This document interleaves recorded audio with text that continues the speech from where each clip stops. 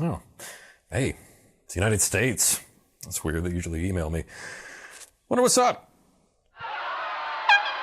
Whoa, that doesn't sound good.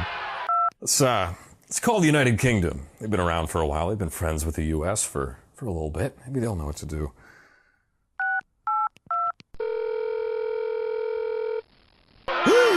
Last Sunday, Attorney General William Barr gave his summary of the Mueller report. But the report itself is still absent. And who to thunk it, it's a big controversy. Also, Britain's Brexit deadline just happened. What did they choose? Plus, the upcoming opening of the Charles Library. Nice. From WHIP News, I'm Tony Pearson, and this is your WHIP Weekly News Crackdown. Let's start with Attorney General William Barr's summary of the Mueller report. Much of the controversy in politics this past week has been in response to that summary. Before we get into that controversy, let's try to see what we can actually conclude from Barr's summary. Speaking about the Mueller report, Barr summarized that Mueller did not find evidence that anyone in Trump's orbit conspired or coordinated with Russia. This is a firm statement, so unless Barr is straight up lying, which could put him in legal jeopardy, so we doubt it, the matter of conspiracy regarding the Trump campaign is concluded. The other big part of Mueller's investigation involved potential obstruction of justice by the president. And this is where the controversy lies. Mueller's report, according to Barr, did not draw a conclusion one way or another as to whether the president obstructed justice. This is something Barr was allegedly informed of in advance of the report's completion. Based on federal guidelines and his interpretation of the evidence, which is still not public, Attorney General Barr and Deputy Attorney General Robert Rosenstein concluded they could not make a prosecutable case against the president for obstruction. So, why is this not case closed? Well, it's got to do with some of Barr's reasoning for not pursuing obstruction charges, the definition of obstruction of justice, and statements Barr has made in the past. Let's start with the definition of obstruction of justice, so we know what we're working with here. A federal statute defines obstruction of justice as an act that, quote, corruptly or by threats or force, or by any threatening letter or communication, influences, obstructs, or impedes, or endeavors to influence, obstruct, or impede the due administration of justice.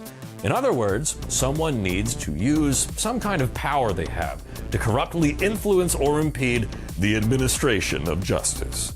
This requires that the person has a specific, corrupt intent to obstruct that process. And that's where things get tricky, because intent is frequently hard to prove, and applying any of these laws to the president becomes legally complicated. Let's start with Barr's decision. Barr does not think there is a case to prove corrupt intent. His reasoning for this, in his summary, hinges on the allegedly more solid evidence that the president is not guilty of conspiracy. Barr reasons that because the president is not guilty of that underlying crime, he did not obstruct justice. This is Barr's conclusion, not Mueller's. This reasoning is facing a lot of scrutiny for two reasons. First, whether the president is guilty of the underlying crime is not the deciding factor in corrupt intent. Legally, there are other details that could be relevant. For example, some of the president's associates, including Paul Manafort, Michael Flynn, Rick Gates, Michael Cohen, and George Papadopoulos, were convicted of crimes ranging from lying to Congress and campaign finance violations to some pretty serious fraud.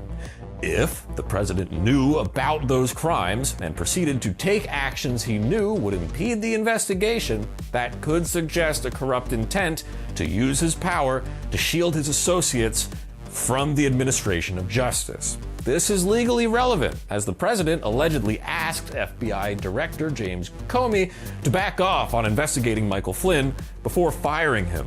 The president later mentioned on national TV that he fired Comey for reasons that included the Russia investigation.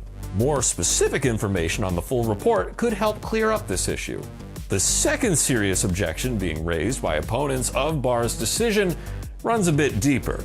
As we mentioned, Barr's interpretation of corrupt intent and obstruction of justice is more restricted than most, and he made his views in that regard publicly clear in the past.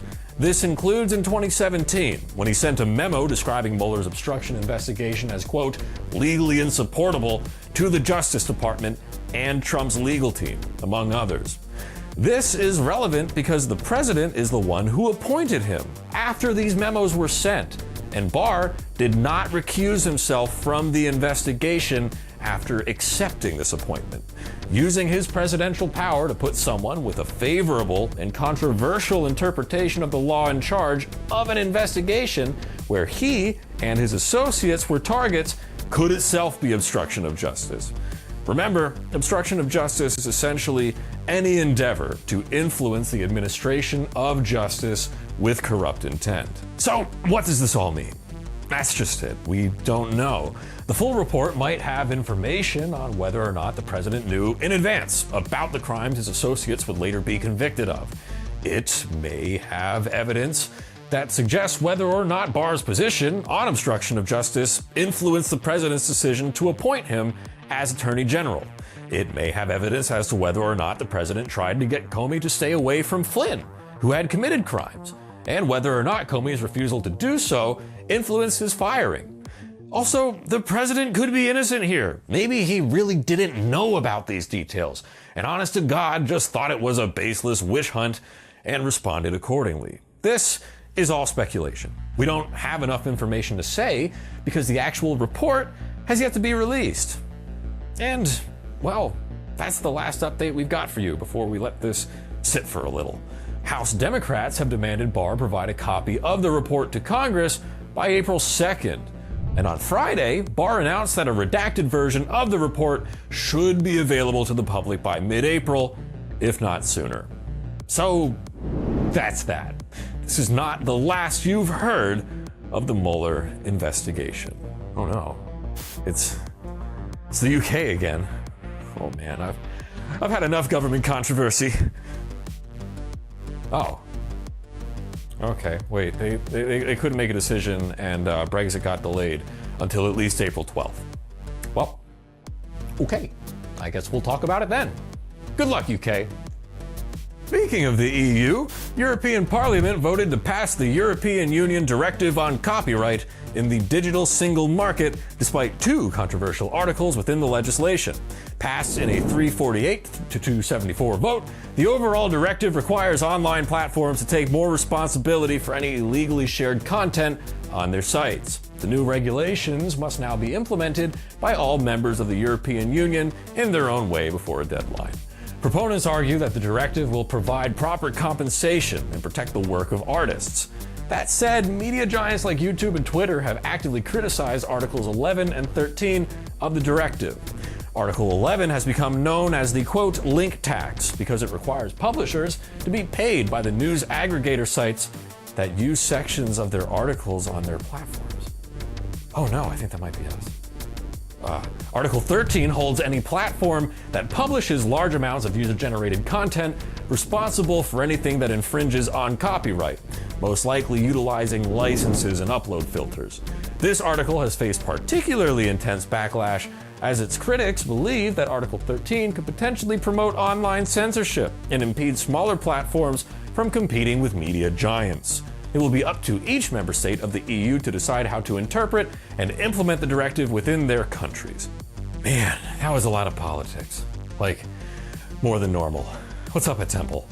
The Temple University Board of Trustees approved an additional $5.8 million for the construction of the new Charles Library. The funds are meant to support facilities, technology, and increasing labor costs. This will bring the cost of the project to a total $175.8 million. The board announced that it will pull this additional funding from other university reserves like the Tech Fee and Provost Fund. The board also approved some donations to name the library's rooms, like the Loretta C. Duckworth Scholars Center, named for a former board member who died in September of 2018.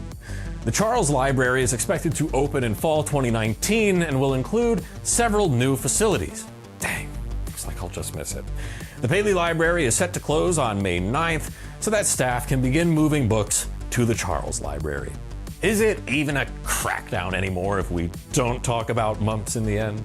Temple University, in an attempt to encourage students to protect themselves against mumps, administered almost 2,300 MMR vaccines to Temple students, faculty, and staff on Wednesday. By that point, there were 105 total cases of mumps and 18 confirmed cases and 88 probable cases, according to the Philadelphia Department of Public Health. The viral outbreak was first discovered on February 28, 2019, and since then, the university has taken a number of precautions to warn students and faculty about symptoms and treatment options.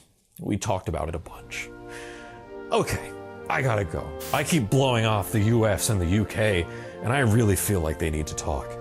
Join us next week for more of the news you care about. From WHIP News, I'm Tony Pearson, and this has been your WHIP Weekly News Crackdown.